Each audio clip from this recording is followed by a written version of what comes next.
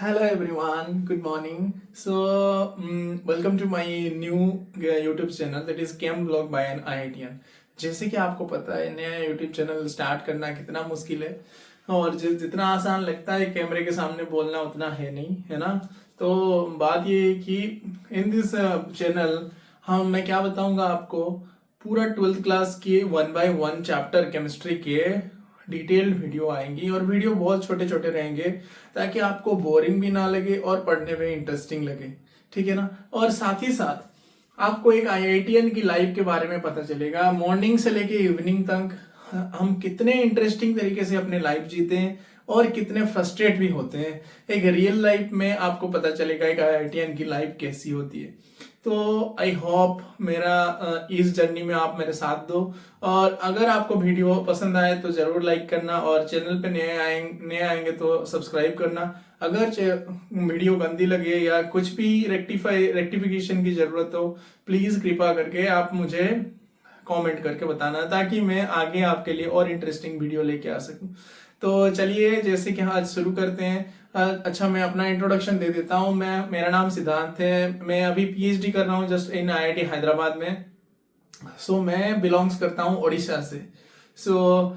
आप क्या कर सकते हैं, आप ईच बाय ईच वीडियो पूरा डिटेल्ड में इधर रहेगी, तो आप थोड़ा पेशेंस रख के एक वीडियो देखना, ठीक है। तो जैसे आज शुरू करते हैं हम एक केमिस्ट्री का interesting chapter that is coordination compound and coordination chemistry, not coordination compound, it's coordination chemistry which is related to coordination compound. So coming to the chapter coordination chemistry. So इतना बताने से पहले आप सबको ये पता होना चाहिए कि कोऑर्डिनेशन केमिस्ट्री आया कहां से, इसका ये डिराइव हुआ कहां से। मेनली हमें सब पता है बॉन्ड किसको बोलते हैं, एक force of attraction between two atom को बोलते हैं हम bond.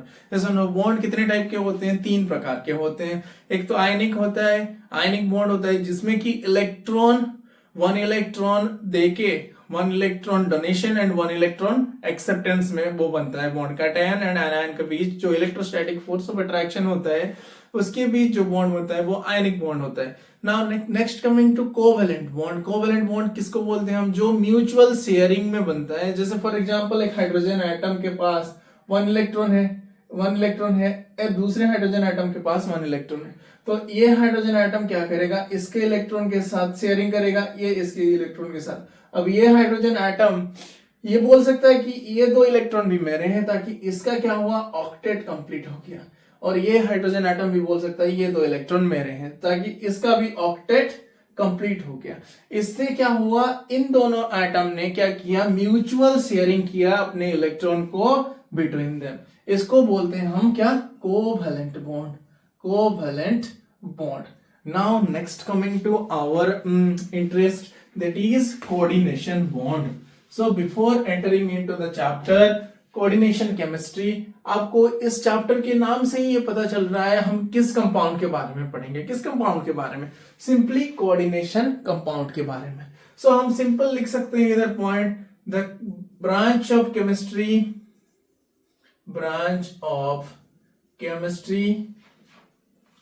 that deals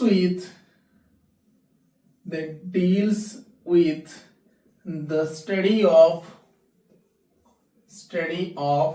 coordination compound.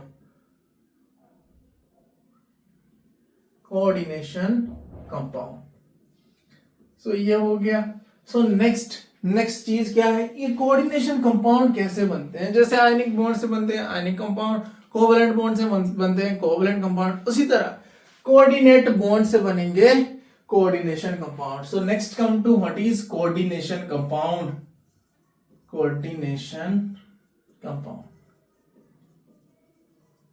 So what is coordination compound? Simple compound formed by the coordination bond. The compound formed by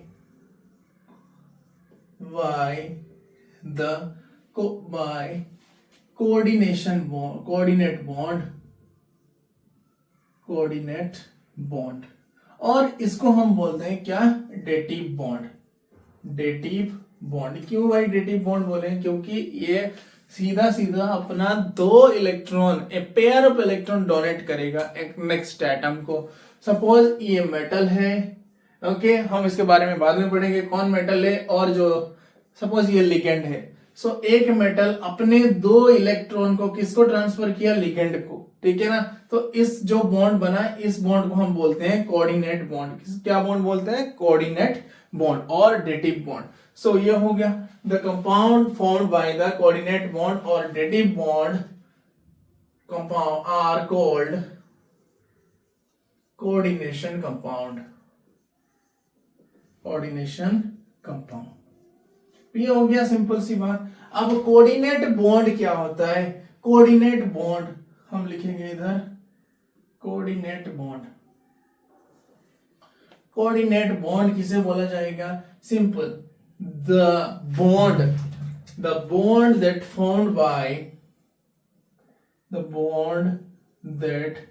formed by the simple ये word, the complete transfer of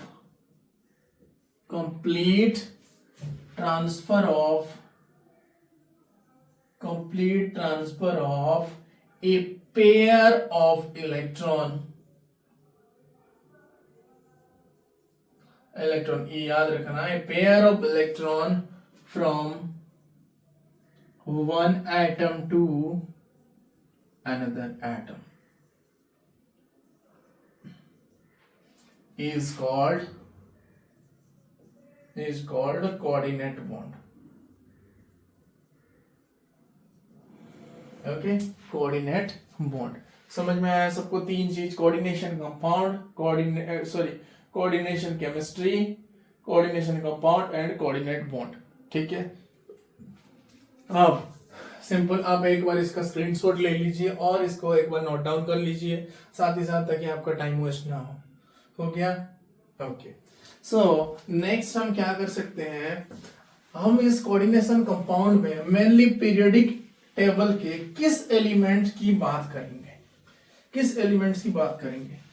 so mainly periodic table के उस elements की बात करेंगे जिनका की oxidation state बहुत ज्यादा वेरी करता है। ऑक्सीडेशन स्टेट मतलब वो लोग वेरिएबल ऑक्सीडेशन स्टेट में स्टेबल हो। ऐसे कौन से एलिमेंट है जिसके पास डी इलेक्ट्रॉन हो, जिसके पास डी इलेक्ट्रॉन हो, और वो किसके पास है, ट्रांजिशन मेटल एलिमेंट। हम लिख सकते हैं ट्रांजिशन मेटल, ट्रांजिशन मेटल किसको बोलते हैं? आप सबको पीरियोडिक टेबल का बेसिक स्ट्रक्चर पता होगा, है ना, बेसिक स्ट्रक्चर पता होगा। ये होता है पीरियोडिक टेबल का बेसिक स्ट्रक्चर। मैं अभी पूरा नहीं बना रहा हूं इधर। पीरियोडिक टेबल का बेसिक स्ट्रक्चर क्या होता है, ये होता है, ये क्या होता है, ये कौन सा ब्लॉक होता है, ये कौन सा ब्लॉक होता है, ये होता है एस ब्लॉक, है कि नहीं? ये होता है क्या, पी ब्लॉक। ये क्या होता है, एफ ब्लॉक। ये क्या होता है भाई, हमारा डी ब्लॉक, जिसको कि हम बोलते हैं क्या, ट्रांजिशन मेटल और एलिमेंट भी बोल सकते हैं, है ना। क्यों इसको ट्रांजिशन मेटल बोलते हैं? आप देख रहे हो ये इन दोनों के बीच में है। ये ट्रांजिशन मेटल इसलिए बोलते हैं क्योंकि इनके पास क्या होता है, वेरिएबल ऑक्सीडेशन स्टेट होता है, वेरिएबल ऑक्सीडेशन स्टेट होता है, ठीक है। बस इतना बेसिक आइडिया लीजिए, ज्यादा दिमाग उसमें डालने की जरूरत नहीं है। So next come to what are those d block element. D block, इसको हम बोलते हैं क्या, डी ब्लॉक एलिमेंट। क्यों डी ब्लॉक एलिमेंट बोलते हैं भाई, आप सबको पता होगा, है कि नहीं? डी ब्लॉक एलिमेंट इसलिए बोलते हैं, in this element the last electron और the valence electron, last electron, और हम लिख सकते हैं इसको valence electron will enter into the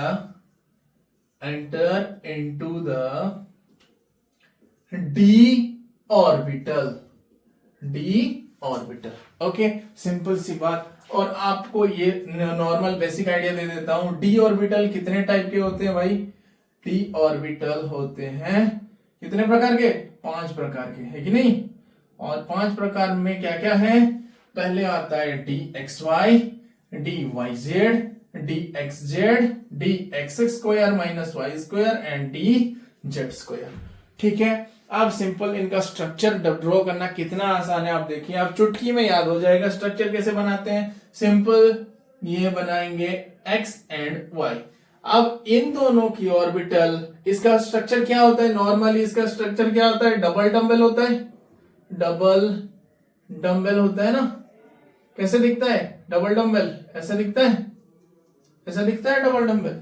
अब सिंपल, अब अगर हमें dxy के, तो नेक्स्ट हम आप क्या देखेंगे, नेक्स्ट हम देखेंगे कि इन dxy dyj dxj dx square minus y square dz square, इनका शेप एक्चुअल में कैसे होता है। आपको नॉर्मल शेप पता है कि डंबल हो, डबल डंबल होता है ना। अब इनका शेप में ऐसे बताऊंगा, आप इजीली कहीं भी ड्रॉ कर सकते हैं। तो चलिए पहले स्टार्ट कर सकते हैं dxy का। सो हम क्या बोलते हैं, dxy में बस आप x एंड y ड्रॉ करो। देखो सिंपल x, ये हो गया dxy, x और y के बीच में plus plus minus minus. Coming to dyz, उसी तरह क्या हुआ, y एंड z, हो गया कि नहीं, हो गया। अब नेक्स्ट आप आएंगे, ये प्लस प्लस हो गया, minus minus. Next simply x y x z का आप खुद ही बता सकते हैं कि नहीं, इसका स्ट्रक्चर क्या होगा, एक्स एंड जेड।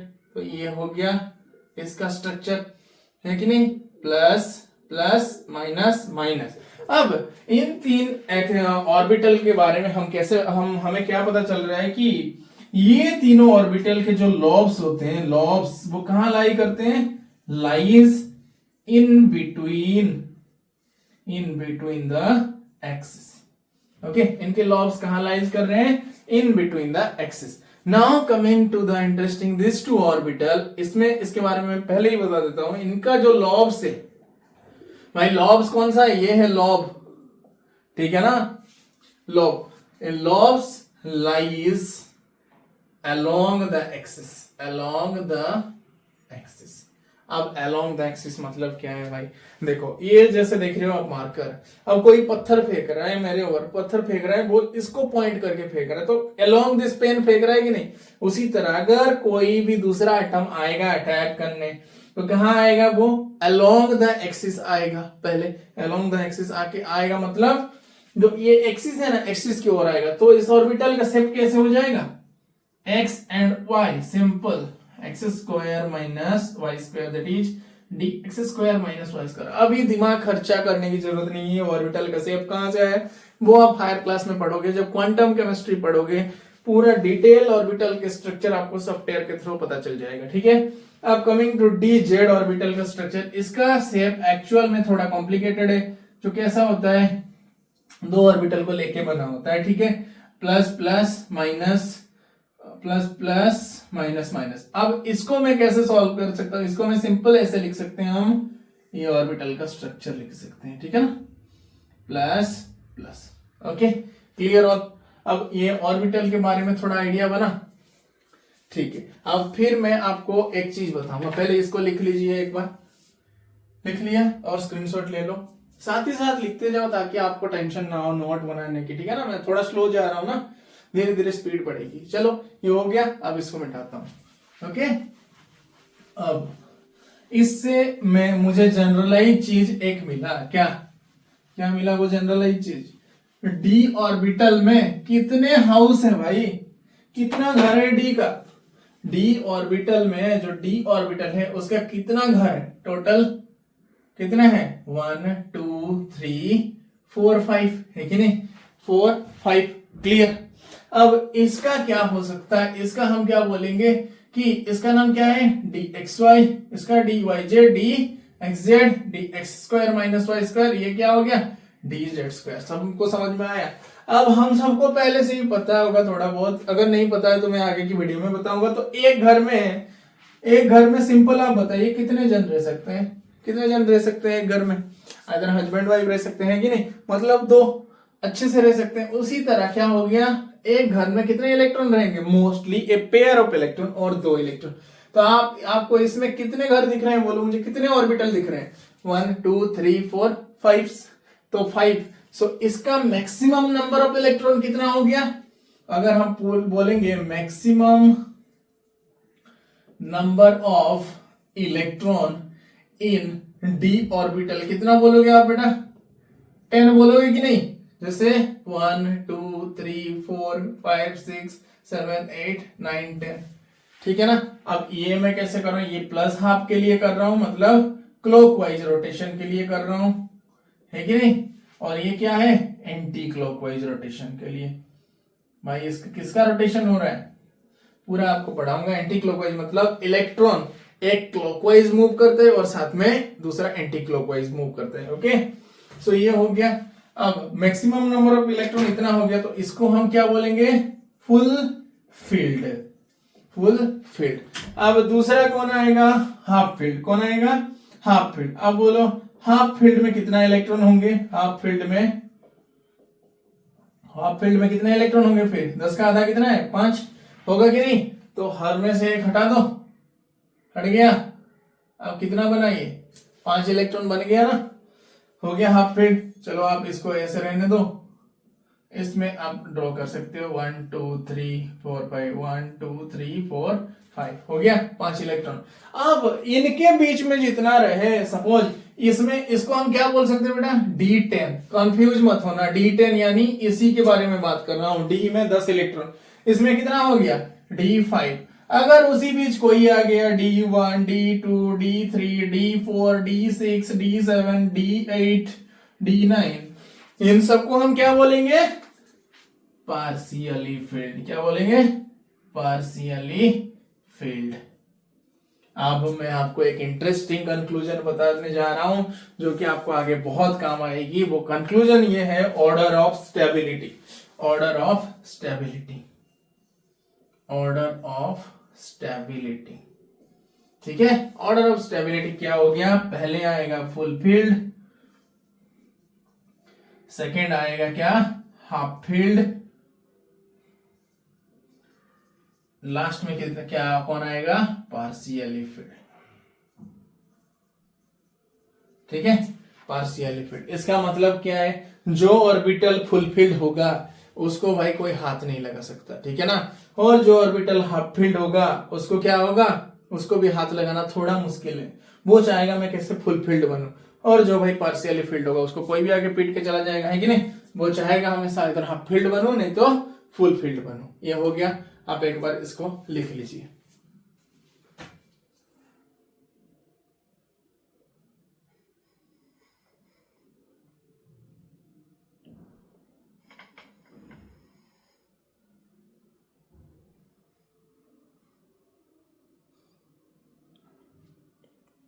लिख लिया, चलो ठीक है, बहुत बढ़िया। अब मैं स्टार्ट करने जा रहा हूं आपका topic, that is coordination chemistry, ठीक है। इससे पहले इसके बारे में थोड़ा आइडिया हो गया। Okay, before entering into the topic, हमें और एक चीज जानना है, जो कि क्या है, इलेक्ट्रॉनिक कॉन्फ़िगरेशन। किसका इलेक्ट्रॉनिक कॉन्फ़िगरेशन, हर एक एलिमेंट का। कौन कौन है एलिमेंट, पहली चीज कौन कौन एलिमेंट है, स्कैंडियम। ओके, आपको एक बता देता हूं पहले, डी ब्लॉक एलिमेंट कौन कौन से है ना, D block element. D block element, इधर उनका हम एटॉमिक नंबर लिख लेंगे, एटॉमिक नंबर। और एटॉमिक नंबर पता है आपको, एटॉमिक नंबर क्या है, नंबर ऑफ इलेक्ट्रॉन और नंबर ऑफ प्रोटॉन है, बस हो गया। अब इसमें हम लिखेंगे उनका इलेक्ट्रॉनिक कॉन्फ़िगरेशन, इलेक्ट्रॉनिक कॉन्फ़िगरेशन हो गया। अब बस हो गया। पहले में कौन आता है, पहले यानी इसका एटॉमिक नंबर 21 है भाई, 1 मत लिखना। Okay, scandium. स्कैंडियम, इसका सिंबल क्या होता है, Sc। स्कैंडियम का एटॉमिक नंबर कितना आ गया, 21। ओके, स्कैंडियम के बाद कौन आया, वानाडियम। वानाडियम क्या आया, वानाडियम 22। अब सिर्फ थर्ड में स्कैंडियम, सॉरी स्कैंडियम के बाद कौन आएगा यार, स्कैंडियम के बाद scandium titanium, titanium that is Ti, okay, 22. Then vanadium, that is V, okay, vanadium क्या आएगा, V में आया 23। अब स्कैंडियम टाइटेनियम वानाडियम, देन मैं लिख लेता हूं पहले, vanadium chromium, then manganese, iron, cobalt, nickel, copper. अब पहले इतना लिखो फिर और लिखूंगा, ठीक है। क्रोमियम का क्या होता है, क्रोमियम Cr, ओके। क्रोमियम का कितना हो गया 24। मैंगनीज का 5 होता है, ठीक है ना। मैंगनीज का क्या होगा 25 हो गया। अब मैंगनीज आयरन, ये 6 में आयरन, कोबाल्ट, निकेल। आयरन में क्या आ गया आयरन Fe, ठीक है, इसका आ गया 26 आयरन। देन cobalt that is CO 27। Nickel Ni, okay. इसका कितना हो गया 20, कितना हो गया 28, ठीक है। पहले इतना लिखो फिर बाकी दो लिख देंगे, ओके। पर इसका इलेक्ट्रॉनिक कॉन्फ़िगरेशन आप सबको पता है कैसे लिखते हैं। मैं स्टार्ट करता हूं, ठीक है। 21 1s2 2s2 2p6 3s2 3p6 4s2 3d1। आ गया लास्ट इलेक्ट्रॉन कहां डी में घुस रहा है, इसीलिए इसको बोलेंगे हम क्या डी ब्लॉक एलिमेंट, ओके। अब सेकंड आ जाइए टाइटेनियम पे। Same 1s2 2s2 2p6 3s2 3p6 4s2 3d2 हो गया। अब नेक्स्ट आ जाइए उसके बाद 23 1s2 2s2 2p6 3s2 3p6 4s2 3d3। अब नेक्स्ट आ जाइए 1s2 2s2। अब हम इस सबको आपको एक चीज बता दूं, ये जो जितने कॉन्फ़िगरेशन है इतने तक, ये किसका कॉन्फ़िगरेशन है, हम बोल सकते हैं इनर्ट गैस एलिमेंट आर्गन का है। आर्गन कितना है 18 है कि नहीं 18, तो हम 18 लिख सकते हैं सीधा। अब मैं लिख दूंगा सीधा argon 4s2 3d4 4s2 3d4 किसका हो गया क्रोमियम का। आपको एक चीज दिख रहा है इधर 4s2, अच्छा इसके बारे में बाद में आएंगे, चलिए ठीक है। अब उसके बाद आर्गन 4s2, ये हो गया 4s2 3d5।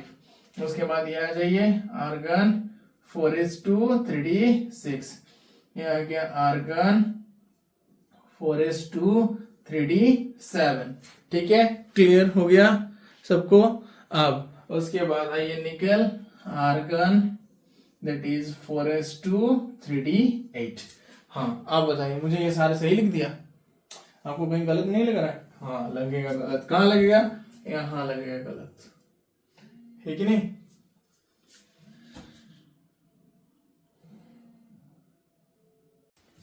तो आपको यहाँ गलत लगा कि नहीं, गलत लगेगा। क्यों गलत लगेगा भाई, अभी थोड़ी देर पहले एक चीज बताया भाई, फुल क्या है ज्यादा स्टेबल, उसके बाद हाफ, उसके बाद कौन आता है पार्शियली फिल्ड, है ना पार्शियली फिल्ड। अब इधर देखो 4s2 3d4, ये d क्या है 4 है, ये क्या है फुल फील्ड है। इधर एक फुल फील्ड है एक पार्शियली फील्ड है। s का कितना घर है मिनिमम एक घर है, उसमें मैक्सिमम इलेक्ट्रॉन कितने रहेंगे 2।